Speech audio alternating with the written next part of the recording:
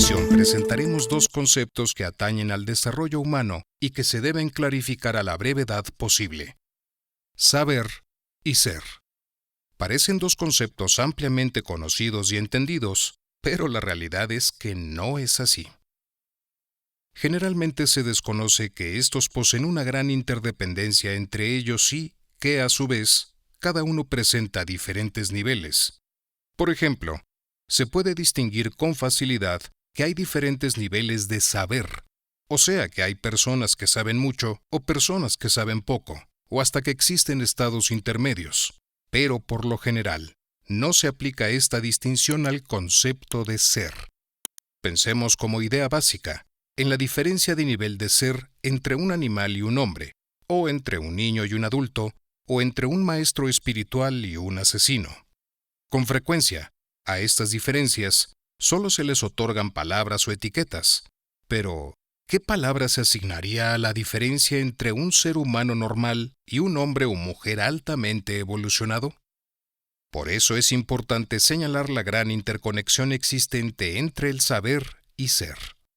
Para un correcto trabajo de desarrollo interno, es primordial que se comprendan que los dos conceptos deben mantener una estrecha relación que les ayude a funcionar juntos, sin olvidar que las dos cosas son vitales para una evolución. De nada sirve saber mucho si no se incrementa el nivel de ser. Es más, aunque a primera vista parezca confuso, debemos aceptar que el saber depende del ser. Si el ser no cambia o evoluciona, el nivel o calidad del saber tampoco. Por ejemplo, mucha gente de edad descubre que la comprensión de algo que ya sabía años antes ha cambiado, a veces a polos opuestos. No fue el contenido del saber el que sufrió algún cambio. Lo que se modificó fue la calidad de ser. Por otro lado, existen seres humanos con un gran saber, pero con un nivel de ser muy pobre, o viceversa. Digamos que alguien puede ser un erudito en varios temas, una enciclopedia viviente, o hasta un gran filósofo altamente preparado, pero al mismo tiempo puede que sea mezquino, perezoso, depravado, vengativo, necio, etc. O sea, con un nivel de ser muy bajo. O por el contrario, puede poseer un buen nivel de ser, comprensivo, dinámico, ecuánime, atento, juicioso, etc., pero con un nivel de saber bastante bajo. Digamos que en el primer caso del anterior ejemplo, ese ser humano sabe cómo o qué hacer, pero su nivel de ser no le permite hacer nada. Y en el segundo caso, ese hombre o mujer no sabe qué ni cómo hacer. Sin embargo, podría hacer.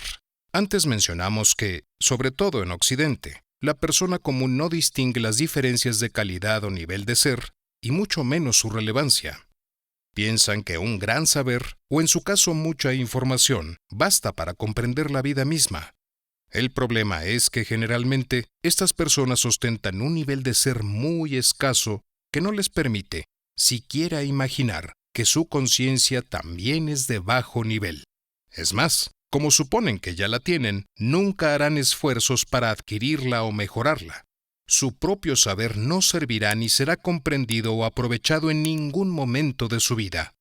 El propósito fundamental de un trabajo personal de desarrollo interno consiste en la evolución del nivel de ser, no de la acumulación de saber. Y para lograr esa evolución, es imperativo conocerse a sí mismo, eliminar los malos funcionamientos, elevar la calidad de nivel de conciencia y de atención. De forma constante, tener objetivos de desarrollo menos efímeros. Un permanente recuerdo de sí y de nuestra existencia, entre otras cosas. Subir el nivel de saber no es tan difícil. El verdadero reto al que uno se puede enfrentar es acrecentar el nivel de ser. Con el fin de ilustrar con mayor claridad la gran diferencia existente entre estos dos conceptos, nos gustaría presentar una interesante anécdota personal que un famoso guía, investigador y escritor compartió en una de sus obras. Este conocido investigador, cuando conoció a su maestro, ya había publicado algunos trabajos muy importantes y reconocidos donde exponía y desarrollaba diferentes teorías acerca del cosmos, de la realidad y de la posible evolución del ser humano.